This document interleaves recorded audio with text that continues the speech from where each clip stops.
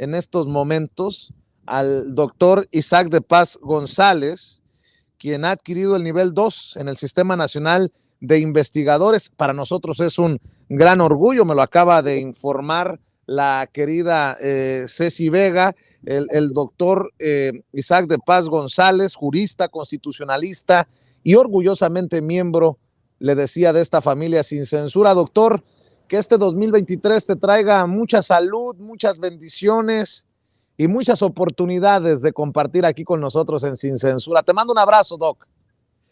Muchas gracias, Vicente. Un abrazo igualmente para ti, para tu público. Y bueno, pues aquí estamos. Muchas gracias también por recordarle al público esta distinción del nivel 2 del Sistema Nacional de Investigadores. Es muy difícil subir de nivel, pero bueno, yo lo logré.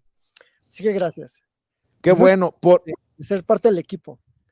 Lo menciono, doctor, porque para nosotros es de gran orgullo que gente que sabe del tema, que tiene una opinión de peso sobre lo que ocurre en la Suprema Corte de Justicia de la Nación, comparta con nosotros, con la audiencia, ¿qué piensas de la elección de la ministra Piña Hernández como presidenta de la Suprema?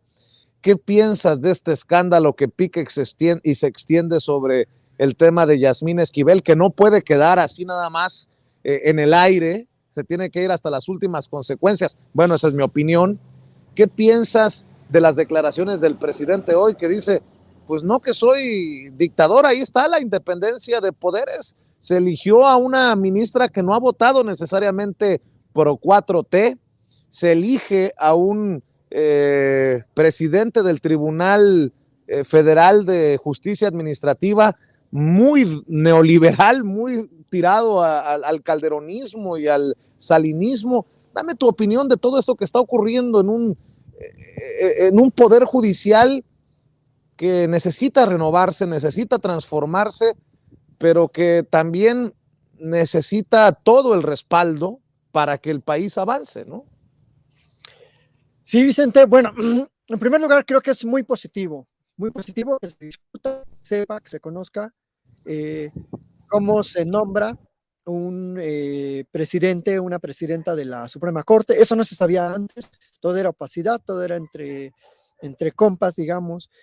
Y con esta llegada de la presidencia, dada la apertura, pues ahora hay crítica, ahora hay debate, ahora se conoce quiénes son los ministros, qué hacen, y eso se debe gracias también al diálogo circular que ha entablado el presidente. Ahora se sabe por qué es importante una corte equilibrada, una corte con una visión constitucional que favorezca al pueblo de México. Eso no se sabía antes. Te aseguro que el público, por desgracia, desconoce quién era antes quiénes habían sido los presidentes, cuáles eran sus perfiles, cuáles eran sus tesis, si acaso hicieron. Entonces, creo que eso es muy sano. Eso se lo debemos a la 4T, definitivamente. No lo podemos discutir porque esto se debe gracias a la visión de transparencia, de diálogo, de contraste, de debate franco, directo del presidente. Entonces, ya eso es un avance. Que todo el mundo estamos opinando para bien o para mal de todo esto y que la gente se entere. Eso ya es muy, muy positivo para una democracia constitucional. Segundo, ¿qué pienso de la ministra? Bueno, antes de la ministra presidenta, bueno, del tema de la ministra Esquivel Moza, pues claro que se tiene que saber qué está pasando con el sistema ahí de tesis de la Unidad de Estudios Superiores de donde ella egresó. Yo creo que hay mucho más que indagar, hay que ver si hay mafias enquistadas controlando los exámenes recepcionales desde hace 40 años, que no se dan cuenta de quién está escribiendo qué tesis de licenciatura, cómo se están evaluando esas tesis, los sinodales, si cobran, si no cobran, si vendieron las tesis o no. Se tiene que saber, por supuesto, eso es parte de la transparencia que tanto reclaman en algunas universidades autónomas, de la famosa autonomía que rinde cuentas. Bueno, pues queremos rindiendo cuentas en este aspecto. No solo a la ministra, a toda la cadena, digamos, de personas involucradas en esas tesis, y si es cierto que esa persona eligió tesis muy similares o con un nivel de plagio, pues muy lamentable, pues se tiene que saber. Y también por el bien de la ministra, del Poder Judicial y de la Corte. Claro que es muy importante que se aclare. Y por otro lado, la otra cara de la moneda es que efectivamente estos supuestos cazadores de plagios son en tesis, en un perfil, en una ministra.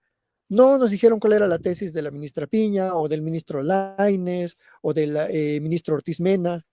No, curiosamente Guillermo Sheridan, según él, a la vieja escuela, solo se fijó en una tesis. Fíjate qué curioso. No se fijó en los programas de trabajo, no se fijó en las otras tesis, no se fijó que el ministro Lainez Poitisek ha sido funcionario desde Salinas, ha estado en la presidencia de la República con Salinas, con Fox, con Calderón, ha sido un funcionario también en el ámbito fiscal.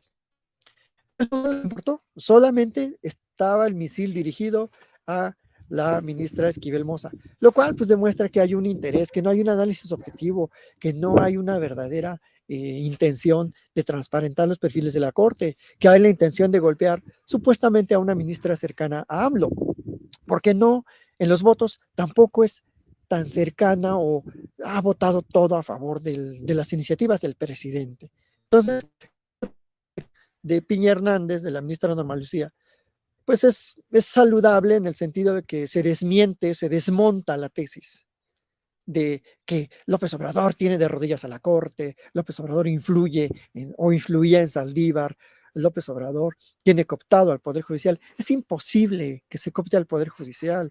Se puede cooptar a ciertos órganos individuales, se puede influir en algún ministro o en un bloque de ministros en algún caso, pero es imposible que la Corte obedezca ciegamente al presidente. Eso es muy difícil, porque habría que hacer un análisis del caso por caso, sentencia por sentencia, para saber cómo ha votado. Y como bien dijo el presidente en la mañana, Norma Lucía Piña Hernández ha votado en muchos casos en contra del presidente.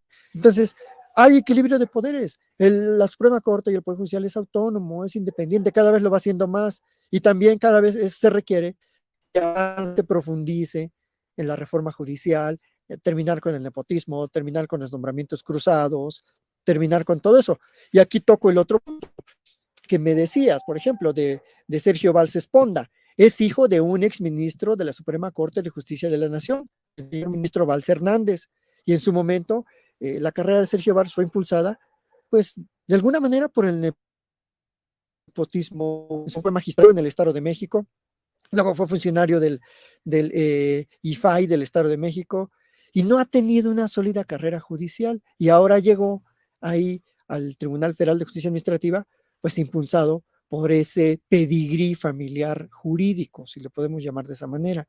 Entonces, y nadie se fija en eso. Sheridan y compañía, esa banda de expertos, no está muy atento precisamente a los perfiles de judiciales. O sea, siguen siendo, pues sí, sicarios académicos, si se me permite la expresión, y que me disculpe el doctor Sheridan, pero eso fue lo que hizo. Iba por una persona y le trató de dirigir el misil, y no vemos que esté criticando otros nombramientos, otros perfiles, otras cercanías comprobadas, porque públicamente sus currículums no mienten, en su caso, con el grupo Sergio Valls Esponda, ha sido mayormente beneficiado con nombramientos por el grupo de Peña Nieto. Entonces, eso, en contraste, demuestra que hay un equilibrio, pues una sana, digamos, transparencia en lo que dice el Ejecutivo frente al Poder Judicial, y que no está necesariamente el López Obrador nombrando a sus delfines del Poder Judicial o a gente que se pliega totalmente a sus intereses, Vicente. Eso es lo que podría decir. Nosotros no imponemos nada en la Corte, dijo el presidente en la mañanera, doctor, y yo pregunto, con esa independencia de poderes, ¿podemos aspirar los mexicanos a que se va a sanear, se va a limpiar el Poder Judicial? Porque tenemos años escuchando a Arturo Saldívar que hay jueces, que hay magistrados que no necesariamente son los más honorables, los más limpios, y la pregunta del millón es si el Poder Judicial va a vivir esa limpia, esa transformación, esa renovación que necesita al mando de la ministra presidenta Piña Hernández, que de acuerdo a sus votos podría no estar muy de acuerdo con un gobierno que buscaba incluso en su momento que se extendiera el mandato de Arturo Saldívar. Bueno, son dos cosas de equilibrio en visión constitucional. En la Corte no va a cambiar mucho, ¿eh? O sea, la ministra va a seguir votando seguramente algunas cuestiones en contra de la 4T, en contra de lo que manda el presidente, y otras a favor, como lo ha votado. Por ejemplo, ha sido muy favorable a las cuestiones ambientales y no necesariamente así en las cuestiones de la soberanía energética, por ejemplo, por poner. Y su voto, el voto de la presidencia vale igual que el voto del resto de los 10 ministros. Entonces no vale más, no tiene un voto de calidad, porque no es como en la Corte de Estados Unidos, que allá el Chief Justice es el que marca, digamos, la línea y el que tiene más discreción para manejar los asuntos. Ella como presidenta, y pasando a otro aspecto, sí creo que va a continuar con la línea de acabar con el nepotismo, de sancionar a quien se tenga que sancionar, porque hay muchos perfiles irresponsables, abusivos, que todavía propician el nepotismo o el acoso sexual o la explotación laboral. Claro que en todos los circuitos hay problemas de esos, hay gente muy que no necesariamente comparte esta visión nueva de la justicia, porque también hay un relevo generacional al poder. Hay muchos cuadros ya viejos que tienen una visión muy formalista, muy vieja del derecho y del derecho constitucional. Entonces, creo que eso va a continuar porque hay una reforma judicial de 2021. El punto de inflexión es qué tanto la ministra sí va a impulsar que se sigan esos procedimientos, porque hay muchas quejas también al interior del Poder Judicial. La gente dice, ahora hay una cacería de brujas, nos quieren controlar todo, ya no se puede decir nada. Pero creo que debemos aprender como funcionarios al servicio público, tenemos que aprender a vivir en esta nueva sintonía, en estos nuevos tiempos, no a, no abusar de los cargos, a tener un salario razonable. Y creo que tiene muchos retos ahí la ministra, o reducir los costes de operación del Poder Judicial, sobre todo en salarios que son mucho más altos a veces que otros funcionarios o en general de otros sectores que también trabajan muchísimo, como el sector docente o en la propia investigación, o otros funcionarios que merecen también salarios dignos. Y eso sí, sí se ve mal que haya puestos que no son de función judicial, que son puestos administrativos, están dando pues como si fueran casi ministros. Entonces, ahí la ministra Piña sí tiene un área de mucha continuidad para pues, que se concluya o se continúe con el trabajo que hizo la presidencia del ministro Saldívar, y creo que eso es lo que estará más en el ojo del huracán, ¿no? Si se va a seguir sancionando jueces y si se va también a seguir promoviendo este equilibrio en el nombramiento de funcionarios. El ministro Saldívar impulsó mucho la presencia de las mujeres en la judicatura, se ha incrementado el número de juezas, de magistradas. Eso claro.